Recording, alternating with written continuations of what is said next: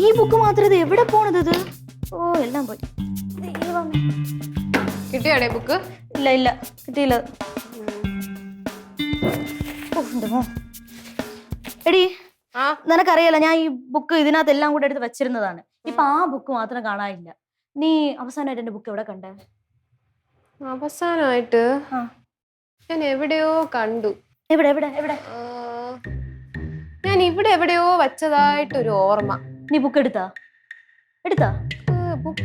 വെച്ചത് ബാഗ് ഇവിടെ എവിടെയോ വെച്ചതാ. പോയി പോയി നീ തൊട്ടാ പോയി. വാച്ച്. എന്ത് വൃത്തിയോടാണ് കാണിക്കുന്നത് പിങ്കി? ഒരു അവസരം കിട്ടുമ്പോ നീ ഇങ്ങനെ തഴം താഴല്ലേ? എടി എന്റെ ബുക്ക് നോക്കിയതടി ഞാൻ. കഷ്ടം. ഞാൻ താഴെ എങ്ങനെ കൊണ്ടുവച്ചാണോ? പോയി നോക്ക്. എന്റെ ബുക്ക് കിട്ടിയാ? ഞാൻ നോക്കിക്കൊണ്ടിരിക്കുന്നത് ഇതുവരെ കിട്ടിയില്ല. കിട്ടിയില്ലേ? ഇല്ല അച്ഛാ. കഷ്ടം തന്നെ മോളെ. അച്ഛങ്ങനെ ഇടയ്ക്കിടയ്ക്ക് എന്റെ റൂമിലോട്ട് കയറി വന്നത് എന്നെ കുറ്റപ്പെടുത്താൻ മാത്രമാണ്. നിന്നെ കുറ്റപ്പെടുത്തിട്ട് എനിക്കൊന്നും ഇട്ടേ. അതെനിക്കങ്ങനെ അറിയാൻ തോന്നുന്നു കിട്ടാനെന്ന്. മക്കളെ പഠിത്ത കാര്യത്തിൽ കുറെയൊക്കെ ശ്രദ്ധ വേണം, കുറെയൊക്കെ നല്ല ശ്രദ്ധ വേണം കേട്ടോ. ശ്രദ്ധിക്കാം. ശ്രദ്ധിക്കും. കാണാനില്ല. ഞാൻ എല്ലായിടത്തും നോക്കി. ഞാൻ നീ നന്നായിട്ടൊന്ന് നോക്ക്. നീ പിന്നെ ഞാൻ പറഞ്ഞാൽ നിങ്ങൾക്ക് ഇഷ്ടപ്പെടില്ല. എന്താ നിങ്ങള് ഇവളെ കാര്യത്തിന് ഇവളെ മാത്രം കൂട്ടിയാ പോരെ? എന്നെ കൂടി പിടിച്ചിട്ട് വലിക്കുന്നതിന്റെ ഞാൻ ക്ലാസ്സിൽ ടോപ്പ് ആണെന്ന് അച്ഛൻ അറിഞ്ഞൂടെ?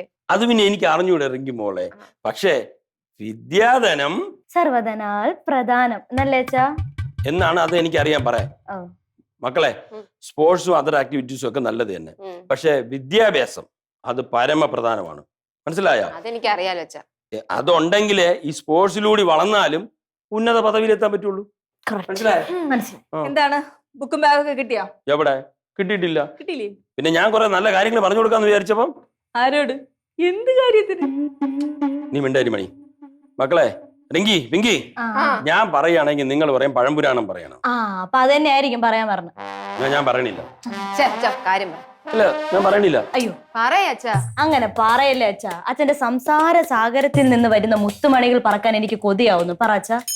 ഞാൻ പറയണമെന്നില്ല. നീ അങ്ങോട്ട് മാറിയില്ലേ അച്ഛ? എവിടെ ഞാൻ പറയാം, പക്ഷെ നിങ്ങൾ ശ്രദ്ധിച്ച് കേൾക്കണം. ഇതേ അന്ന് മണ്ണെണ്ണ വിളക്കിന്റെ കാലമാണ്. ഒരു 8-8:30 മണിയാവുമ്പോ എല്ലാരും അവിടെ കിടന്നു തുടങ്ങും.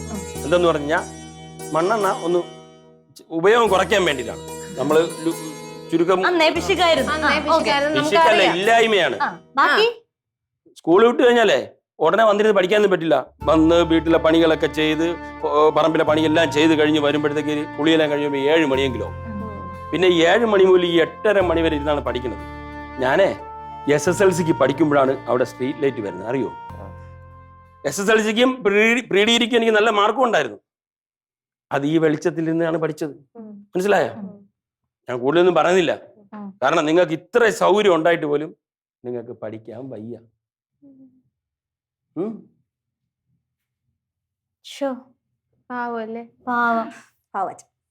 അമ്മ പിന്നെ റിച്ച് ആയതുകൊണ്ട് അമ്മക്ക് ഇങ്ങനത്തെ അനുഭവങ്ങളൊന്നും ഉണ്ടായിരിക്കില്ലല്ലേ?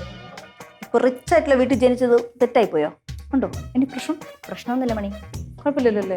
പോയിട്ട് വന്നോളൂ. ദൈവമേ.